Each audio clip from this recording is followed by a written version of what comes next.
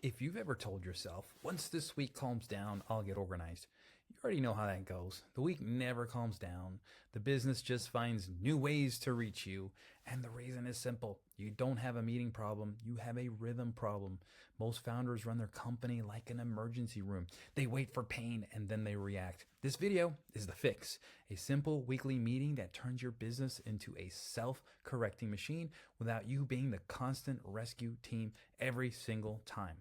Now, this is not add one more thing, add one more meeting to your calendar. This replaces the chaos because right now your calendar's already full. It's full of interruptions, escalations, approvals, and last minute decisions. This weekly rhythm trades random disruption for a controlled system, and it's how you keep everything that you're installing alive so that you stay free.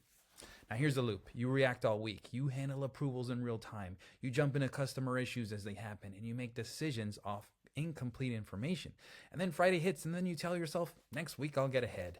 But there's no getting ahead without a rhythm that forces problems to surface early and forces owners to solve them systematically. The goal is a business that self corrects. Problems get spotted early, owners make decisions, guardrails protect quality, and you stop being the emergency solution. Because if the business needs your nervous system to function, you can't ever fully be with your family. Even when you're physically home, you are still on call. Now, this one meeting does four things.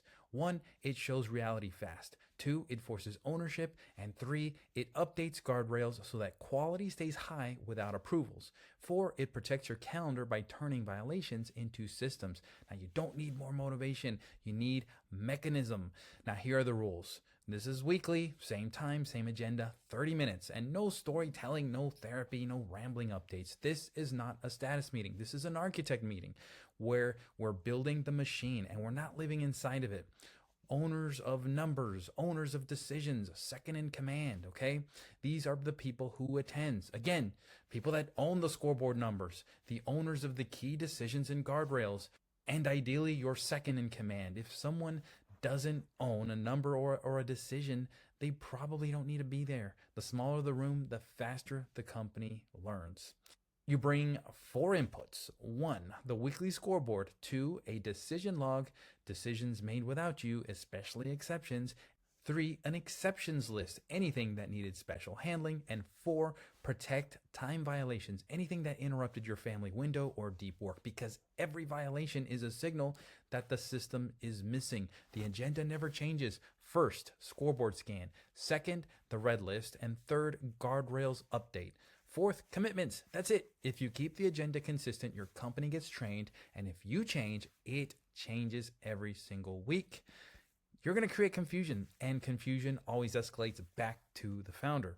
So part one is the scoreboard scan. 5 minutes, you move fast. What's green? What's yellow? What's red? No stories, just facts. The scoreboard exists for one reason, so you stop checking the business all week. The business tells you the truth once per week. When something's in the red, there's only one question: what's the next action? Not why it happened for 20 minutes, not who's stressed out. The next action. If you want your time back, you treat red like it engineers problems, not emotional events. Part two is the red list. 10 minutes. You pick 1 to 3 reds that actually matter this week. Most founders, they fail here because they're trying to fix everything.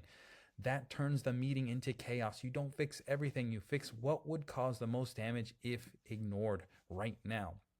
The owner of the red item gives a tight report: what happened, what we tried, what we're doing next, what support is needed, if any. Then a decision gets made. And if you want freedom, you do not take ownership away from the owner. That is a big key right there. Your job as the founder is not to be the smartest person in the room. Your job is to build thinking, because if you answer everything, you're going to train dependence. So instead of giving answers, you are asking questions that force ownership.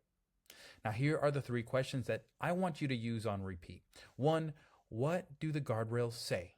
2, what would you do if I was unavailable? And 3, what needs to change so that this never escalates again? These questions force the business to grow up. They force structure. They force independence. Part 3 is guardrails update. 10 minutes. This is where you kill the approval trap. Every time you get pulled back in, you ask, Do we need a clear threshold, a clear policy, a clear escalation trigger? And then you update the guardrails. This is how the business gets smarter every single week. So founders who buy back time don't avoid problems, they convert problems into systems. And if you get interrupted for a refund exception, that becomes a refund guardrail. If you get pulled into a client escalation, that becomes an escalation trigger policy. If you get dragged into a meeting approval, that becomes a pre-approval menu. Every interruption is telling you where the system is meeting. So examples, money thresholds. Refunds under X dollar amount can be approved if conditions are true.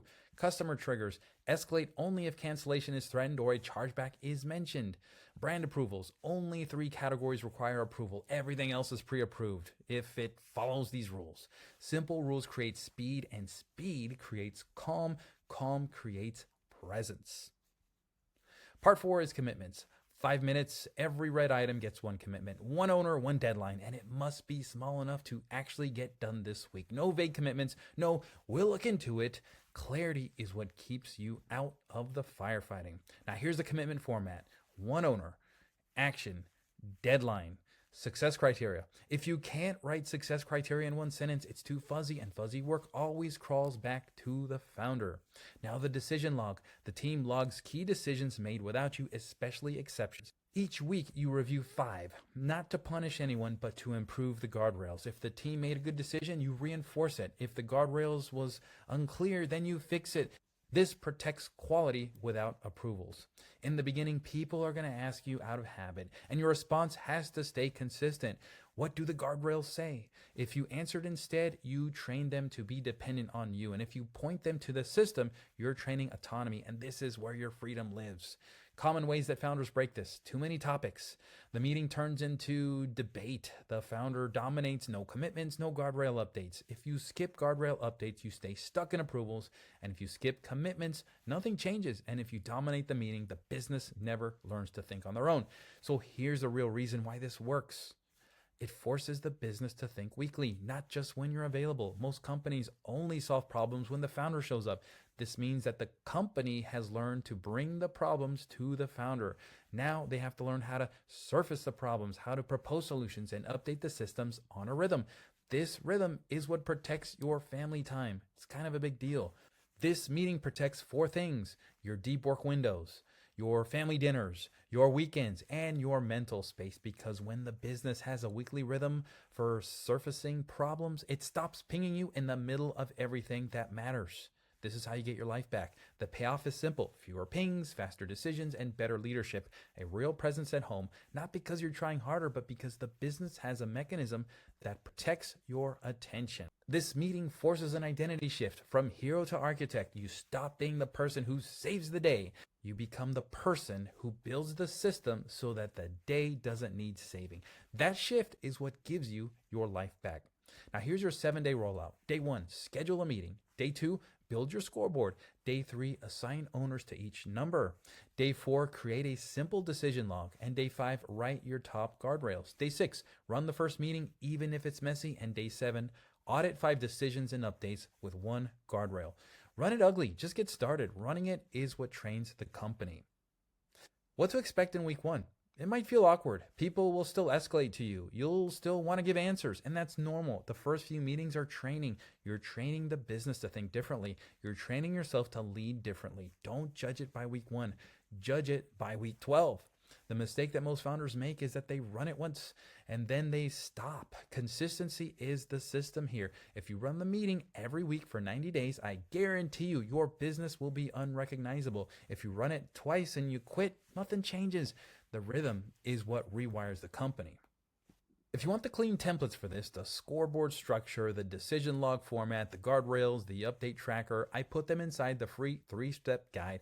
Go to buybacktimeformula.com/3 steps. The link will also be in the description, and grab it. Use it to install this fast without overthinking it. In the next video, I'm going to show you how to build a 14-day absence plan so that you can step away without the business collapsing and without your brain staying on call. This is the test that proves that your business can run without you. I'll see you on the next one. For now, grab the links in the description, get the book, and we'll see you on the inside.